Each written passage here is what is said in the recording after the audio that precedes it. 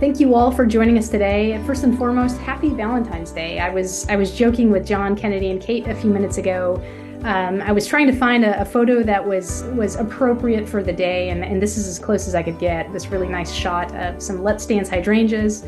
They're forced and looking beautiful. I don't know what it's like in your neck of the woods, but it is beautiful here in Michigan. It is sunny, 45 degrees, and spring is certainly well on its way. So thank you all for joining us today. Thanks so much for taking time out of your day to plan for spring, right? Because as we all know, it is approaching very, very quickly. My name is Jessica DeGraff, and I am the Director of Retail Accounts here at Proven Winners, and just have the amazing opportunity to work with garden centers like you to help you to leverage the marketing and the program and the support tools that the brand offers, right? We know that garden centers are the lifeblood of our industry. We know that consumers know, love, and trust you. And so really looking at how do we help you with tips and tools and tricks to work on your business, right? And to really get ready for spring. And so it's not just me that helps our independent garden center customers. We have an amazing team of women that are on the screen here that also help out. Just highly encourage you, if you have questions, if you would love to leverage the brand more, please reach out to myself or any of our team. We would love to help with that. A couple things before we get started. Just very quickly, you guys have done the webinar drill for the last 3 years, but everybody is going to be in listen only mode, right? So microphones will be muted. That said, we absolutely do want you to interact with us. Kate Spurgeon from our team is amazing. She is going to be in the background helping with the chat as well as questions in the Q&A section that you put into Q&A. John is here. He really wants to interact with you. He would love to field any questions that you have pertaining to the content that he talks about today. And so make sure that you're utilizing that. And I always get the question, are you recording the webinar? What if we want to share it with our team? Absolutely. We record the webinar. John has been gracious and will allow us to share that with you after the fact. So if you like the content, if you want to go back to prior content, things that John or others have done, we would love to have you do that. So without further ado, I want to introduce John Kennedy. John is a huge friend to the Proven Winners brand. He has been an amazing resource and partner over the years. John shared a number of items with us, not only at our road shows this past fall, but also in the webinar series. And so what he's going to be talking about today is really, I think it's apropos, right? Football season is over. We're moving into baseball season, and he's talking about it from the context of batter up, right? It's time for spring training. And what are those 3 things that you need to be really looking at as you prepare for spring? So without further ado, I'm going to turn it over to John and let him talk about getting ready for spring. John? Thank you, Jessica, very much. And thank you for everybody taking time out of your busy day today to put some time aside to learn about how do we get ready for 2024. Each year, each spring, they're all different. They're all unique. Weather plays a part for sure. Availability of team members plays a part as well. Is there anybody out there on the draft that we want to be able to bring in? There are so many elements that are out of our control that have an impact or in some way an unfortunate negative impact on our business early in this time of the year with the weather transitions. However, there are things that you can control. There are things that we can set aside to be able to focus on in 2024 early now. And so today marks the day where the Baltimore Orioles have showed up for spring training. It is pitchers and catchers time right now in the Grapefruit League and the Cactus League. And although I know that you might be on mute, I'll ask Kate to field this question. Can anybody tell me why they call some of the spring trainings the Grapefruit League and why they call some of them the Cactus League instead of the American League and the National League? I'll leave somebody to answer that question as we go on. But the countdown for the opening day, which my late father would enjoy going to every year with the Orioles, is March 28th. So they already have the day. The day's set in stone. The schedule has been set. We don't have that luxury. So although the Orioles know that they can show up and play starting today to get practiced and ready for the season. And then I thought I would give a hat off to the San Francisco team who did not win the Super Bowl. They start on the 16th, and the Kansas City Chiefs, their local baseball team, they actually start on the 15th. So they're beginning tomorrow. Our Ravens didn't make it. They made it right to the end, and then didn't make it to the Super Bowl. And our Orioles similarly made it to the playoffs last year, but bowed out in the first round. But it's an exciting time. It's an exciting time for sports, but it should also be an exciting time for you. Jessica made mention about the weather in Michigan. Right now, here's a map of the United States as of yesterday. And pitchers and catchers will become planters and cashiers pretty quickly when it comes to our season. But your season shifts and changes and ebbs based on weather. We have some folks here in Virginia that it was beautiful a few days ago, and they were being called as a garden center. You guys carry anything? You guys got anything? You guys have anything? And it's a little early yet in Virginia. And now it was 31 degrees this morning. We had snow yesterday. So this transition time is difficult to be able to plan, but you can control and plan what you're going to focus on with your team. Just like pitchers and catchers go back and start throwing the baseball, loosening up the muscles and catching, they're going back to the basics. They're going back to the basics. Even though they're professional baseball players that know very well how to play the game, they are in need of reminding themselves about the basics. And that's what we're going to focus on today. So as Jessica had introduced and the description of the class had spoken about, I wanted to focus on three key areas of opportunity in relationship to spring training for your independent garden center. And the first one really relates to how do we get folks plugged in? How do we get folks engaged in wanting to have a better year than they had last year? How do we have an engaged workforce? And what happens when they are engaged? I'll share some statistics with you about that. But also, unfortunately, what happens when they're not engaged? Is there a cost involved in a disengaged workforce? So we'll spend some time. And for some of you, what I will be promoting and discussing will be a bit of a reminder for you, like, oh, yeah, I got to go back and do that. You may have heard me speak somewhat of it, maybe a cultivator previously with Proven Winners or otherwise, but there might be some that are fairly new to this and they're like, oh, that's a good idea. So either way, it'll be a reminder or a reinforcement of the successful things that good companies do to become great. The second, and I think more important than ever in our need to get back to the basics is education. Are we educating our staff about plant material and the promotional items that we carry, and where can they find things, and what brands do Proven Winners, what are the new products that Proven Winners are coming out with? Are we focused and making sure that we're aware of those new varieties that are out there? A lot of that education is being built in order to inform your team how to be successful in both sales and service of the customer. But sometimes we get too busy doing the task-oriented daily activities of a busy garden center, setting up for spring, that we forget about the mind share and the capacity of our employees to be able to know what we do, why we do it, and how we do it well. So education, we'll talk about that. And those two, in the education piece and the engagement piece, are the efforts. That's the investment. That's what we're spending a fair amount of the time today discussing. And then the third one, enthusiasm, is more of the outcome. If by us creating a more engaged team, if by us making sure that they have ample knowledge to be successful, if we focus on the two, then the third becomes an outcome, which ends up being enthusiasm, which plays itself back to engagement. So let's first start with engagement. And I make mention that engagement is the new metric. How do you track an engaged workforce? There's a couple ways, naturally, right? One, and we do that here at BoomerWrangle, we create an employee engagement survey. We literally send a survey out to the employees to go, yo, how we doing on key performance indicators like communication or compensation or appreciation, or a lot of the other Asians that they would want to be able to know about. Usually there's about 10 questions.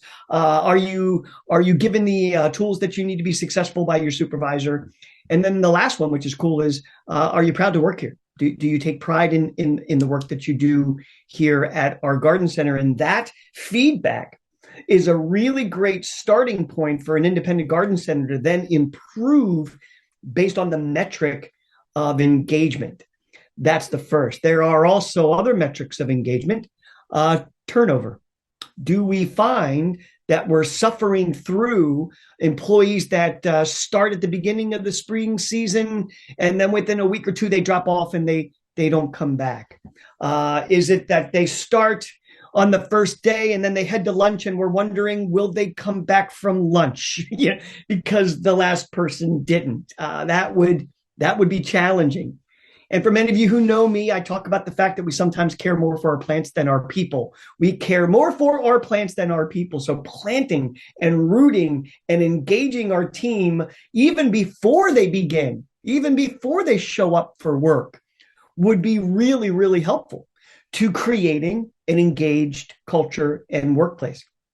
Just sending them maybe a text a few nights before, looking forward to seeing you on Monday morning at 9 a.m. Hey, confirming that you received the package that we sent you that had your uniform and your badge and all the other things. Maybe that's the case. Or on their first day, as they are brought on board and learn about the culture in the workplace and take a tour and meet with the department heads and even the owners of the garden center, do they have a really cool thing, a little envelope that they have inside with a letter that goes home with them that night? That when they get home, they open it up with their family, and inside the letter says, we just wanted to take a moment to thank you for allowing us to borrow your family member to work with us. We're honored that they're part of our team, and we commit to making sure that they are respected and that they are appreciated and that they are working in a safe environment, that every night when they come home to you, they will come home with the same fingers and toes that they left with. We will on occasion have them work weekends and holidays. We just wanted to thank you in advance for that. But just that small little letter that some of our folks that we work with are starting to implement in their onboarding practices can make the difference between an employee coming back to work after that first day and showing up the next day and not everybody be surprised. Oh my God, thank God they came back. That's not a healthy way to run your business. But to say, of course they did, because we had a great first day process of onboarding. So I can't speak enough about the importance of onboarding. And certainly happy to share, Jessica, I think I shared with you before, we have this Plant Your People program that I'm happy to share with anybody at the end of the class. There'll be an email that you can send me that says, little man who speaks quick, could you send me the Plant Your People program? And it goes through everything I just spoke about in the onboarding practice. It's about 38 pages of content that can help you improve your onboarding for your employees to drive maximum engagement. So I guess, as Simon Sinek states, why would that be important? Well, statistically, by the numbers, here's some good evidence that would support that. 70% of executives say that employee engagement is critical to their company's success. I would agree. 69% of employees say that they work harder if they are appreciated for the work that they do.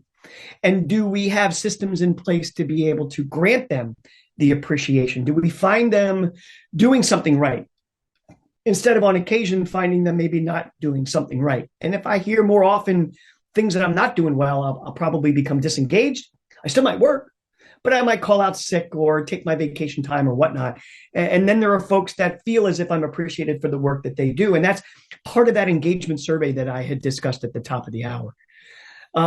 Companies with high employee engagement are 21% more profitable. That should make your head spin. That should be a good thing. That if we've got folks that are maximized and engaged in the workplace, that are informed, educated, appreciated, they know what's going on, they are given opportunities to be able to put their minds towards improvement. What do you think we could do to improve? How do you feel that we could tackle this a little bit better? The more engaged, the more profitable.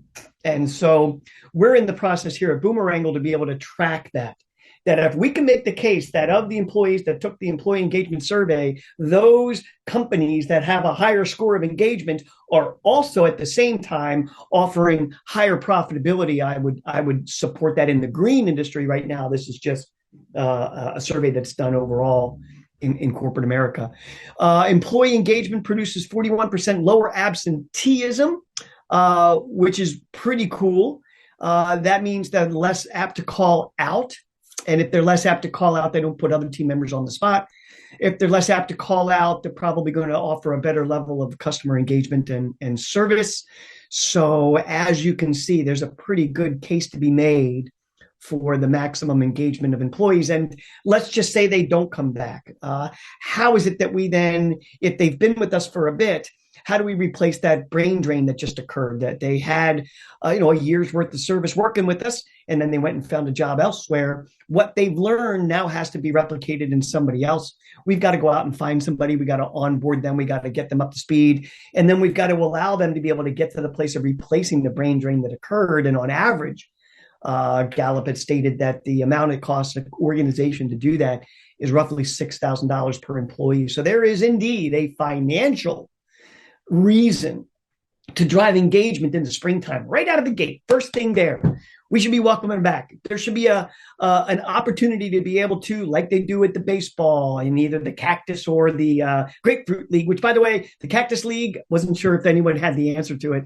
The Cactus League's in Arizona, and the Grapefruit Leagues are in Florida. And I, years ago, did some work with FNGLA, and they had it at Dodgertown, which was really cool. Super cool. So there can be a direct connection between the profitability and success of your business and the level of engagement that your employees have. And it should start day one. It should start before spring begins. We should have a little bit of lead time to get people on board. Now, there's a reason why folks don't do this, though. Well, we can't hire them back early because we can't afford to, because we don't have the revenue to justify the labor costs attached to getting them on board. So we figured we wait a little closer to spring and then bring them back then. And then there's a race for education and opportunity. And now we've got a bunch of people reacting to the customer's needs who have no idea what's going on because we threw them into the fire in the deep end of the pool quickly. So statistically, by the numbers again, 65% the reason why folks don't work on what I'm suggesting, strategically implementing an engagement culture, is that because the effort that would be required would be significant in the behavioral change that would occur. Hey, Kennedy, get it, understand it.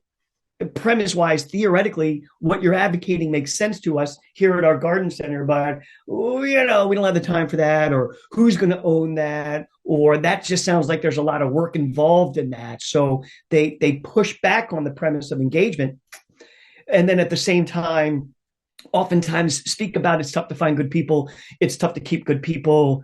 Nobody knows what they're doing. So there's this.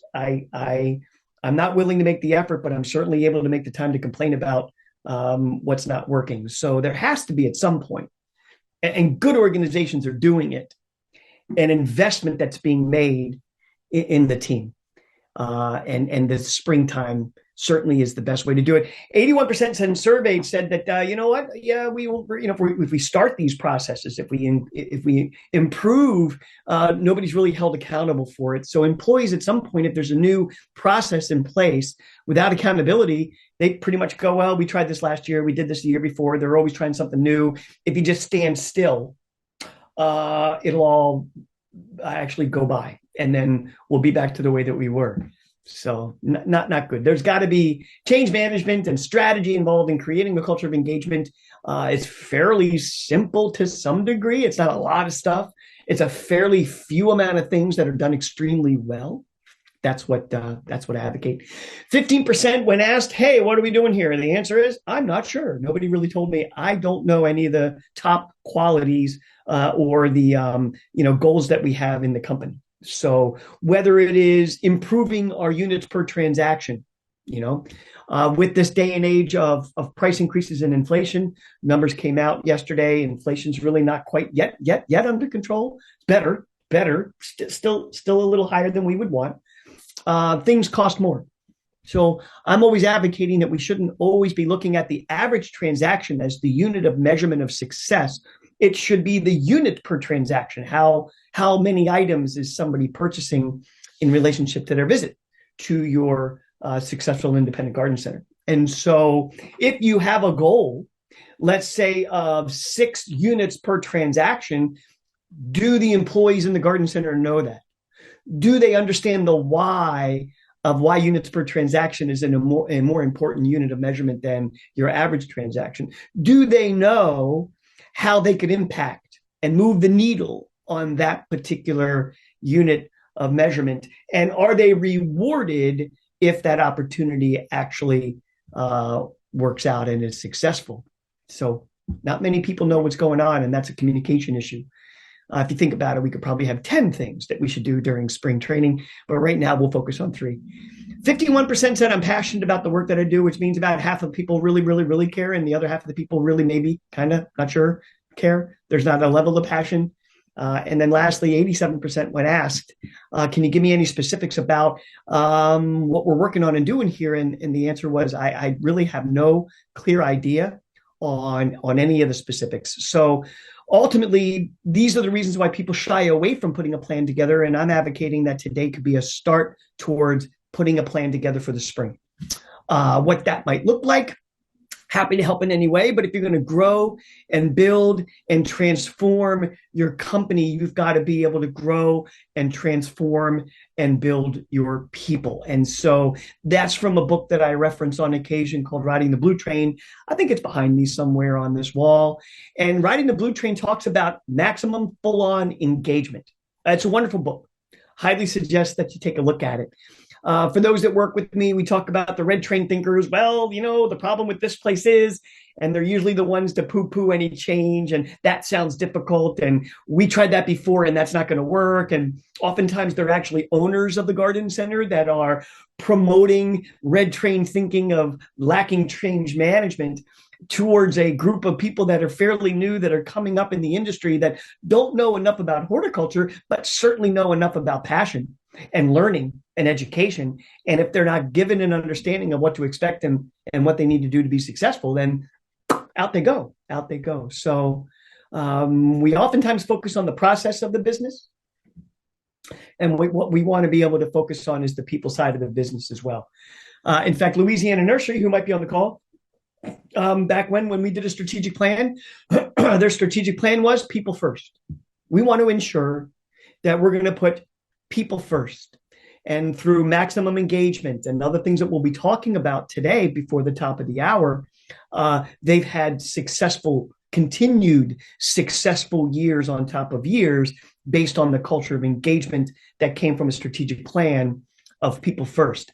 They boarded the blue train of change management that says that anything is possible when you believe and you get the right people on the team. So inside of that engagement, we talk about, and many of you might know, I preach this great game of business model, is an engagement where employees know what the goal is for the day or the week or the month. Units per transaction is one thing, but let's say we want to focus on a particular item in the springtime, and it might be a proven winners variety that we want to be able to promote because we think that it's not only beautiful off the shelf, but it also has a great amount of multiple blooms that occur. It's great for the season. Maybe it's the new product of Easyscapes, and how now by bringing on board the new product of Easyscapes that my friend Josh is promoting, and Jessica and others as well, you could effectuate your units per transaction because it's usually in multiple numbers in which you purchase them. They're able to make the problem solving for a customer who might not know how to build stuff, actually help them with a recipe for them to be successful. So maybe, as an example, we want to focus on Easyscapes as a mini game for the month of April. And for April, because it's a fairly new product, let's put a game together, choose a target, if you will, on how many Easyscapes we want to be able to promote and sell in the month of April.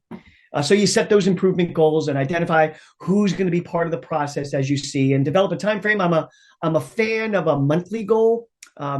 Quarterly is too long. Annual goals don't work for me at all. Nobody thinks about them until September. So monthly goals. However, don't wait to the end of the month to report how you're doing. We should be able to have reports on that on a daily basis. So decide on prizes that if we promote 50 sets of Easyscapes in our garden center in the month of April, which would be less than one a day, then there's maybe a pizza party that we could have at the end of the month to celebrate the fact that we're not only helping the customer but we're promoting a brand that we believe in. So over to the left-hand side, you can see what a mini game activity is. And so what happens with organizations that want to drive maximum engagement is that we set up these mini games on a monthly basis. So for the month of April, here's what we're going to focus on. For the month of May, here's what we're going to focus on. For the month of June, this is what we're going to focus on. And it's a product usually. It could be a fertilizer if you choose. It could be, if we're selling trees, stakes that go along with the trees as an example. So what we found with the roughly 40 some odd garden centers that have embraced the great game of business is a couple things. One, improvement of engagement. Employees start to show up to work and ask, how are we doing on our numbers? Before they never really asked, and now they're asking, how did we do yesterday? I wasn't here. How are we doing compared to where we were this time last year?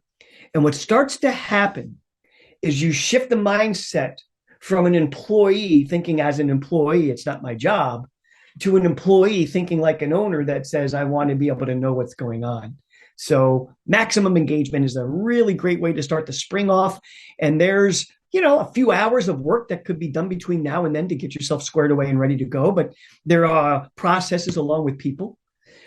In this instance, it should be fun. So there's a scoreboard, as it's stated. In this instance, we got a client that's tracking sales calls that converted to appointments that have proposals that then have closing of the sales. So if you're a landscape folks that carry the Proven Winners brand or a landscape business inside of an independent garden center, we're able to track how many presentations did you make? How many of them then became leads and bids? And having teams and who's the most valuable player in this instance, it would be Trayvon because he's got currently the most close rates. He works for the Astros. So there can always be some kind of fun element to the element of engagement when it comes to the great game of business. And we build scoreboards to be able to track that. And then ultimately the communication piece. Communication is a vital, vital, vital part of engagement. Employees are engaged when they know what's going on. Employees that don't know what's going on disengage. So this, I know that this will be available to you.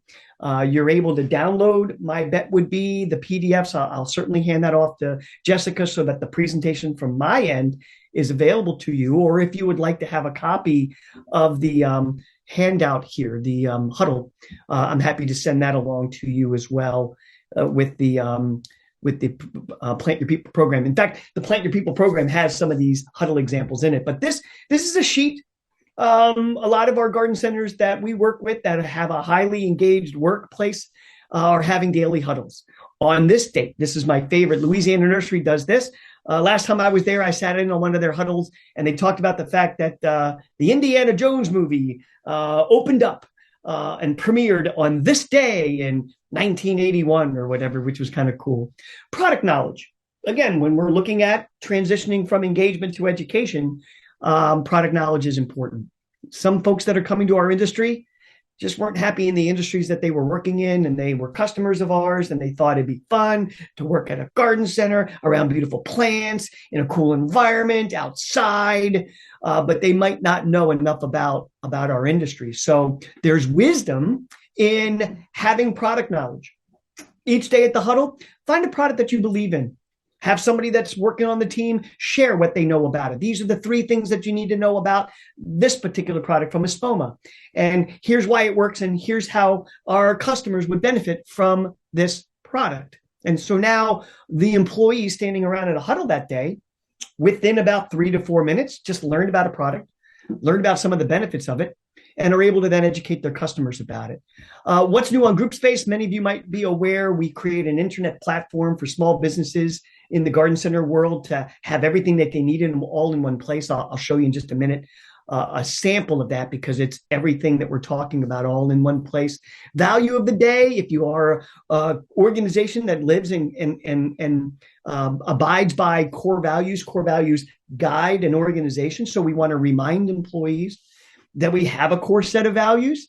Willoway, who I work with, I was out there last week in Avon, Ohio, and they have 7 core values. And so they're able to remind the employees, safety always. We want to make sure that every day when you leave here, you actually leave here in the same condition that you arrived here.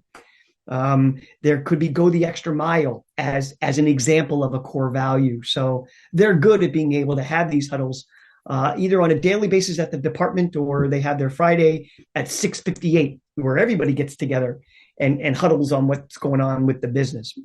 Much awesomeness when it comes to the folks out there at Willoway. A standard of the day, if you have 5-star standards, what's the standard that we want to focus on? Marketing that's going on this week, because oftentimes marketing doesn't tell everybody what's going on. So maybe we could have marketing come in and tell us today that this is a mailer that went out on Thursday. You'll have customers that are coming in with this mailer. Make sure that you're aware of it. This is the discount that's afforded. This is how we ring it up in the point of sale system. Hey, we posted this to Instagram or social media or on Facebook. So we just want you to be aware of it. Update mini games if we're doing, Easyscapes or an Espoma product or whatnot, just an update on how we're doing company-wide, if there's anything in particular that has to be generic to the company. And then lastly, this afternoon, we've got staff that are coming in on the second shift. And who's going to be the person that's going to share this with the second shift? Say that 5 times fast. So we have that person be assigned to gather with the second shift folks and educate them about what was happening in the huddle. So between the huddle and the mini games and the ability to communicate effectively, you now start to see that the team knows what's going on. They're educated about why they do what they do. They are rewarded for the effort that they make. They're all focused on a single outcome, units per transaction, or a Google review, or a secret shopper if you're doing that. Those types of things are always good little examples of creating mini games. And it's one of my funnest part of my jobs working with garden centers is creating the mini games for their culture of engagement. So that example of a huddle gives you the activities that you need to do. So in essence, we're creating habits. And that's what spring training is about, is getting baseball players and teams back to the good habits that they may have forgotten about over the off season, right? So we finished up for some of you in the fall. Some of you moved through Christmas, but they may have been off for a little bit. The business doesn't justify them coming back. They may take a few weeks off, but getting back to the good habits, back to basics, if you will, like I stated before. So people do not decide their futures. They decide their habits, and their habits decide their futures. So creating good habits of communication, creating good habits of rewards, recognition, and appreciation, creating good habits of finding people doing things right. These are all really healthy directions that any business, especially an independent garden center, should be focusing on each and every day. So what are the habits that you want to embrace in 2024 in the spring to drive success? And success can be engaging and reducing turnover. Success can be increasing units per transaction. Success may very well be the employee engagement survey when it comes to how folks like working here. Because statistically, as we educated you earlier, you're more profitable when the team's more engaged. They call out less often if they're more engaged. All the things that you would want center around engagement. So that took us a good 25-minute run to dive deep into the first and, to me, most important component of spring training and batter up, which is engagement. Moving on, let's talk about the next, education. I refer to education as the new currency, meaning how are we able to pay employees not only by compensation and apparently pizza on occasion, but how can we give them education? Education about plant material? Sure. Education about the economy, what's going on out there globally in America? Sure, we should. Education on leadership so that they can build their toolbox and become a bench of opportunity for you in the future of your business. Are you building your bench through education? Sure, that would be something that we would want to focus on. Education does not only have to be horticultural. It should be more than that. We should be making them just better people, giving them tools to be successful in life. And when we do that, they're usually successful in work, which is part of their life. I'm going to take a stop for a moment and take a look. Curious for creative hiring models for seasonal employees. Hi, Danielle. And what we'll do, I'll have a moment as we finish up today to be able to revisit that and have Q&A right around 10 till the hour. So Danielle and Kate, if you could remind me, we'll go back and revisit that. But let's get into the education piece. And so I had made mention previously about this platform that we've created here at BoomerWrangle called GroupSpace. GroupSpace is a single source internet platform for your team to have everything they need to be successful. Onboarding, new hire documents, forms, paid time off requests, education and learning is really becoming vital. So a lot of vendors now, including Proven Winners, is getting exceptionally good at driving education with your Proven Winners University and the certificates that go along with that. So inside of GroupSpace, we could have the ability to launch you to any training program that you would want. And in this instance, our friends in Eau Claire, Wisconsin, Down to Earth Garden Center has created a substantial example of what education can do to be able to have employees know, for the most part, everything about what they carry. So I'll launch real quick to what this looks like. This would be absolutely inside of, in real time, the Down to Earth folks in relationship to their product knowledge and their training programs that they can afford. So dependent upon what products that they want to carry, maybe it's plant health information. Great. What do we carry?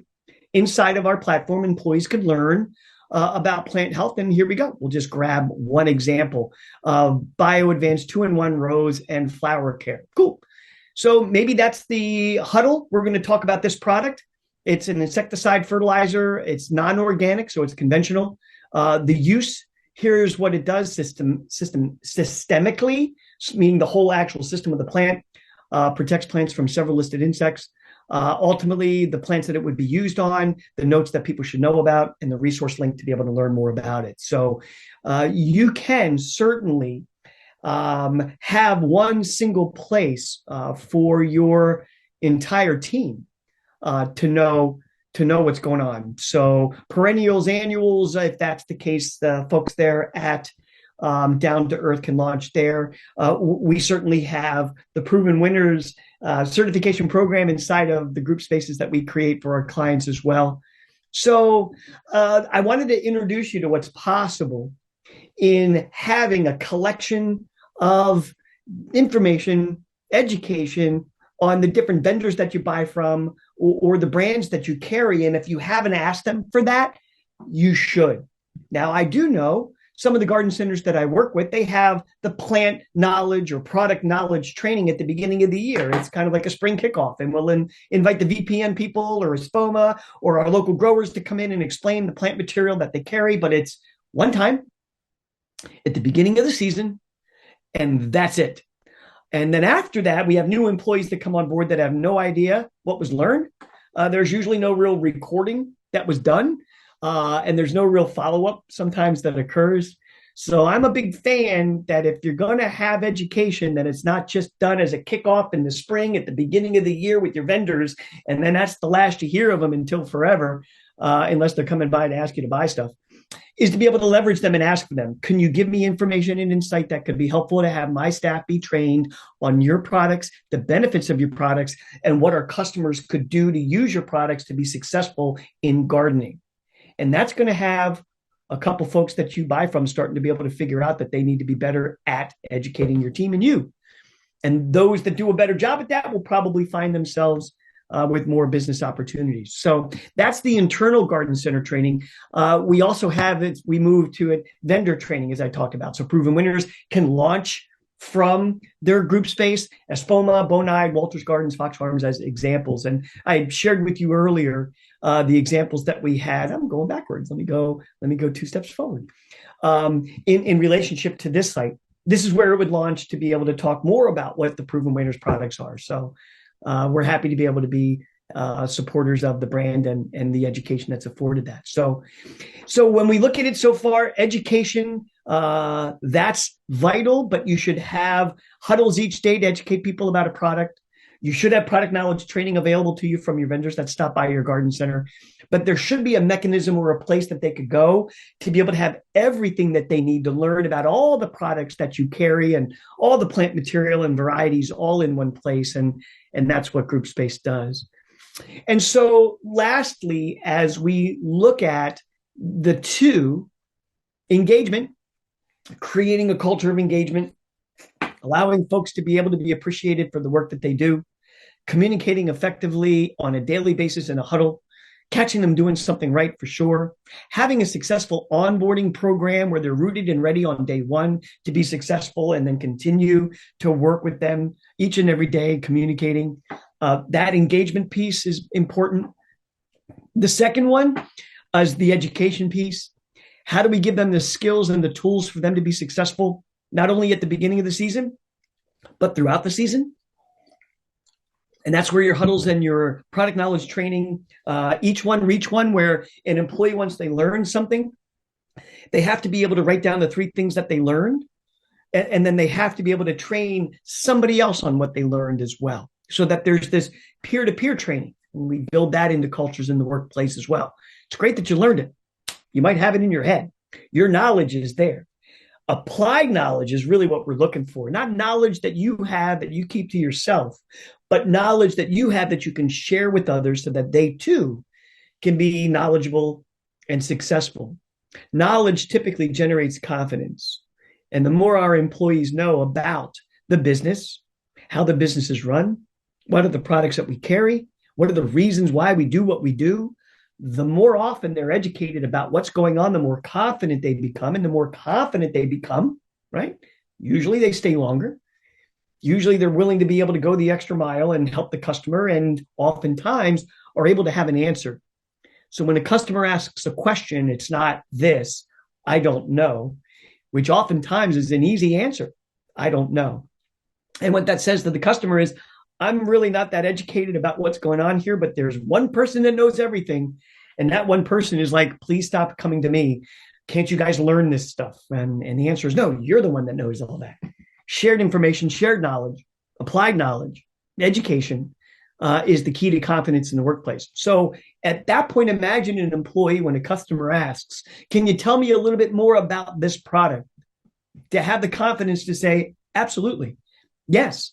I learned it this morning at our huddle, and here are the 3 things that you should know about that particular product. And over time,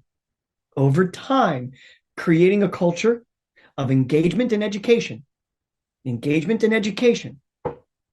The outcome, the thing that we would want to be able to have as an outcome is enthusiasm. And enthusiasm typically means that people are starting to show up to work because they want to, out of the way that they're treated, the engagement level that they have, the fact that they're, for the most part, learning something new each day. They're valued in the workplace, and they've been given the tools to be successful. Nobody wants to work at a job in which they are unaware of what's going on or how things work or what we carry or how those items play out. So each day, create a cadence of communication, as I call it, and let your team members know something new each day. And then, important, have them be enthusiastic enough to be able to share that with others as well. So enthusiasm becomes the next and new expectation. And when you have an enthusiastic workplace where people show up to work because they want to, you now have all the things, all the recipes, all the ingredients of what success looks like in 2024 for an independent garden center. Knowledgeable staff, able to answer the questions of the customer, to the degree in some way, even upsell if needed. Oh, you know what? If you're buying that, you're going to need this because this is helpful to that. We want you to be successful. We don't want you to return your plant. We want you to make your plant be successful. We want to make you successful at gardening. And I'm happy to know that this product that we're carrying this month is going to be exactly what you need to be able to drive that. So now all of a sudden, your employees become your best salespeople because they are knowledgeable about what's going on. Enthusiasm. I'll give $1 if somebody can tell me the name of the movie in which the character walks around with the baseball bat and says, enthusiasm. enthusiasm. I'll wait for that to come up in the chat. As we finish up here, and it looks like we're getting propagated with a couple questions and some chat stuff. So I want to leave some time aside for that Q&A. I want to do that, but I wanted to share with you what I witnessed last week. I was invited gratefully to work with the fine folks out at Willoway Nurseries in Avon, Ohio, although they have other locations, but Avon is their headquarters. And they had their spring kickoff. And there's about 180 employees that are all in a room together getting enthusiastic about what the year is going to be. There's a result or a goal that they're looking for that they are all aware of. 180 of them. If you ask, what are we focused on this year? They know what that goal is. They wouldn't go, I don't know, nobody tells me anything. It's, I know what our goal is from a profitability standpoint, and this is our goal. Emily does a wonderful job at engagement, as does Mary and many other folks that support the human resources of the workplace. But in this instance, every year they have a kickoff, and I was gratefully invited to present to the team. And the theme of the year was the Olympics. And so each department created a sign on how they're going to focus on a key performance indicator. They call it the war on scrap. How do we reduce shrink? How do we go after the war on scrap? And so each sign that they had as they came into the music of the Olympics was going to be voted upon who had the best flag, if you will, or sign for their department, which represented the country that they worked in, which was kind of cool. So I thought, if it's okay, with the permission of Tom Demeline, Tom said, sure, go for it. You can share. I thought I would share with you what it looks like, what it feels like to have a fully engaged spring kickoff meeting where all the members of the team are present. They all know what's expected, and they all participate. So let me introduce you to Willow.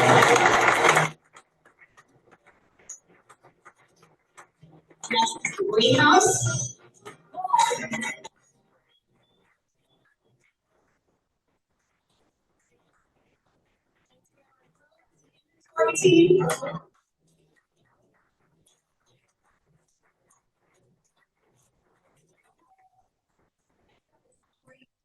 So in that instance, each department came in, music was behind it. They all applauded to the signs that were made. They knew what the game plan was.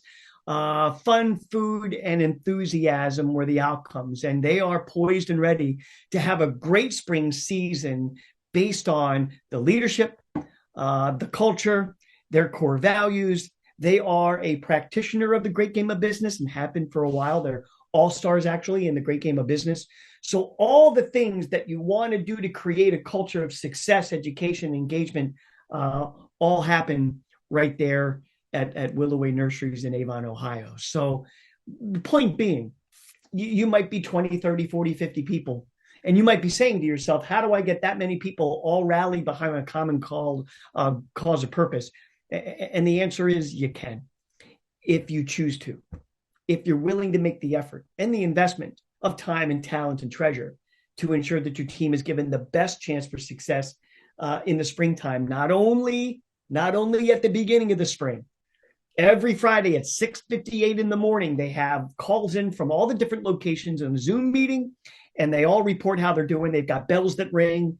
I've never seen in our industry a more engaged workforce than the workforce that works for Willoway Nurseries, and they should give credit where credit is due. So the question becomes, are you, or who is going to be your most valuable player in 2024? Who's going to be the person that's going to step up and take the lead on this? Because you don't need everybody to be good. You just need one person to be great. One team member can make such a difference in how a team does. Lamar, naturally with the Ravens, MVP of the NFL for 2023. Adley Rauschman, catcher for the Orioles. Just one person, they stated, had such an incredible impact on the entire team and lifted them all to the next level. So an MVP award goes to him. Gunner, the MVP and Rookie of the Year for the American League. All Orioles players. And my point is that although you have teams who's going to be the most valuable player. And I call upon you, to be the one to step up to the plate and take a swing at the bat and swing for the fence to be that all-star most valuable player. So Jessica, with right at that time I let you know about 10 till, I wanted to stop and pull up and see if there's any questions that I can field. Sometimes I go right to the top of the hour and we don't get the chance to do it. But at 2:50 on the nose, we have a chance to be able to engage folks in either Q&A, in the whatchamacallit, inside of the platform of Zoom, or we could do it by unmuting and having people ask questions. I'll leave it up to you. Grapefruit League, Florida Spring Training, Cactus League, Arizona, maybe. Yes. The answer is yes to that. So let me go to the chat. And to learn more about Group Space, thank you, Kate. You're awesome. I appreciate that. Danielle, help me help you. Help me understand more about your question relating to seasonal folks. I know that question bopped away, and I said I would come back to it. I wanted to make sure I understood. Is there a way, Kate, to unmute Danielle to be able to speak about her question and how I might help answer it? Because I'm sure it's something that everybody else is dancing with as well. I actually unmuted, so Danielle should be able to speak. Danielle. Hey, good afternoon. Hi, good afternoon. How are you? Hey, good. Really well done. So the challenge that we've all had, especially here in New England, is where to find, and retention is what we're always after.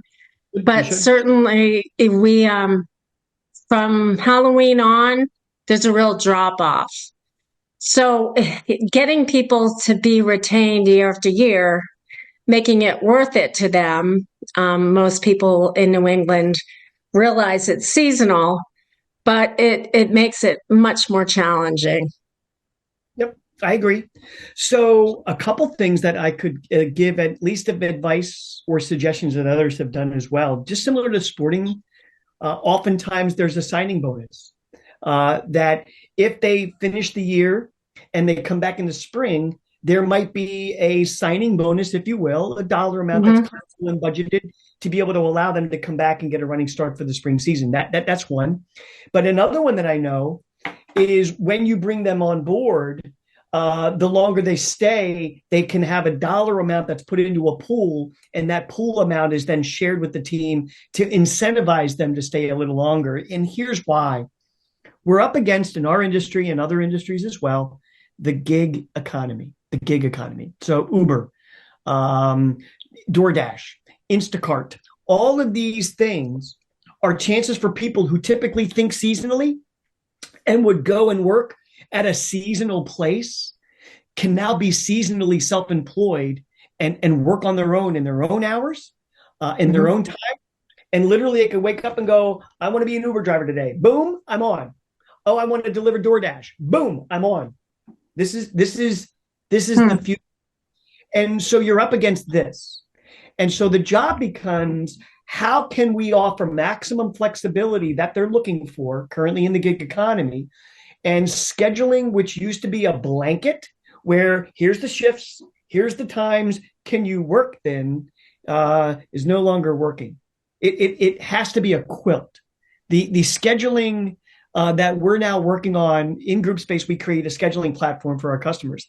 And the scheduling, if you look at it, is extremely different than it was just 5 years ago. It's micro hours. I can work 2 hours here or 3 hours there, and you're like, that's not worth it. Okay, but they might be able to give whatever they can give at that time. Maybe it is. And so we've determined, a lot of folks in your industry, that the pain in the butt factor attached to that type of flexible scheduling is not worth it. Great, good luck to you, because there are others that are realizing that it is. And those folks are going to work with them. The newer generation wants maximum flexibility. The older generation, that's not how we do it here. Good luck getting those people. So maximum flexibility, knowing that they have a choice to work in a gig economy. And if anybody wants to go in, I'm thinking I'm going to create an app. And a couple of you, Jessica, you've heard me say this before, the garden gig. Imagine having like the Uber of watering. And so you could literally log on and say, I want to water. I'm in Rhode Island. Where can I water today? And work 3 hours from like 5:30 in the morning till 8 o'clock, make a little bit of money, do some water, and have the rest of the day for me to go do DoorDash and Instacart and Uber and all that stuff. So if that's the economy that they're working in, we should be more responsive to the manner in which they're looking for us to be able to have it. So just 3 different things. You're up against the gig economy, flexibility, allowing them to be incentivized by staying longer, that they become vested, tenure. A lot of companies do this on a larger scale. You can certainly do it on a smaller scale at a garden center, and possibly consider, is there a signing bonus if you come back in the new year? It's worth X amount of dollars, and be willing to pay that, because now you've got intellectual knowledge and experience and education that you don't have to train up for some new people. Because as we saw in the numbers earlier, $6,000 to replace somebody, heck, I'd throw a couple $100 at them to come back. Justifiably important. So great question, and I hope I answered it for you. I loved it. Thank you. I never would have in this industry thought about Instacart. The idea of that is phenomenal. I love that. Thank you very much. Karen from Van Duvendijk is going to take that and run with it. She's my Canadian counterpart. She's going to take that garden app. She's going to go make money off of it and retire. And I'm going to wish that she worked with me. Hi, Karen. Nice to see you. Team Dutch, awesome. Give the team my best. Struggles with the intense and late season. As far as engagement goes, how might you suggest having that excitement level stay high when we have less and less time to train in the season? Real quick, Karen, I know you travel a lot because I follow you on Instagram. You should probably put a temporary restraining order on me. That's how much I watch where you go, and it's cool, and I want to be you. On the side note, time should be made for training. There should never be a situation in which we don't have time for that, because it's of that most importance. So as a joke, imagine a pilot and the flight attendant saying, hey, folks, we're a little behind right now on this plane departing on time, and we're measured on time departures, and we're already 15 minutes late. So we're going to forego the safety training because we're late. They would never do that, because the safety training is important. So although I understand your premise that it's difficult to find time, we will make time for illness if we don't make time for wellness. We will make time for illness if we don't make time for wellness. And even if it's a 5-minute huddle each and every day, highlighting something somebody did successfully, something that happened, and as the year wanes, I get it, it's tougher to find those moments, still celebrate them, still shine on them. And you, Miss, and this would be to Karen specifically, pull me aside afterwards, send me a note, send me an email, send me a text, call me. I'm happy to talk with you more about that. So we're coming up on the top of the hour. I hope that was helpful to you, Karen, and Danielle. Thank you again for your insight. Marie Brown, thank you for the compliment. I take that seriously and appreciate it. And it looks like the Q&A had more to do with the Grapefruit League. So any other questions from anybody about what we've covered or what the spring's going to look like? Anybody want to say, do you think it's going to be flat, down, or up? Why don't you propagate the chat area with what your predictions for 2024 are going to be? Flat, down, or up? Flat, down, or up? I'm interested. I'm sure that the Proven Winners folks are too. What are you thinking? Are you excited about what's going to happen? Flat. Okay. Very good. And as they propagate this, Jessica, which would be good for you, I agree. It would be good for us to take a look at that later. But for the most part, thank you again, Jessica, for your friendship and your fellowship and your trust and faith that you placed in me to be of maximum service to your Proven Winners folks. I appreciate it greatly, and I'll turn it back over to you for final thoughts. Great. Thank you, John. Thanks so much for another fantastic webinar. I think there's a ton of amazing information that you shared about, really looking at how do we engage and educate our staff. And so one of the things that we do here at Proven Winners is a certified training program. And I know you talked about that within your group space. But if anyone has questions about that at the tail end of the webinar, what we are going to do, John has been gracious to share a number of tools and resources. We're going to send a follow-up email with those resources. I'll also share some information about our certified training program. I know a number of you, I notice a lot of names. You've done the certified program in years past. We want to thank you for that. but would love to have you do it again this year. And with that, I just want to wish everyone a happy Valentine's Day again, happy spring. Reminder, we have one more webinar in our winter series with Katie Elser-Peters next Thursday, February 22nd, about AI, right? Utilizing AI at your garden center. So thank you so much. Thank you, John. Wishing everybody a wonderful afternoon. Thank you. Thank you very much. Have a great spring.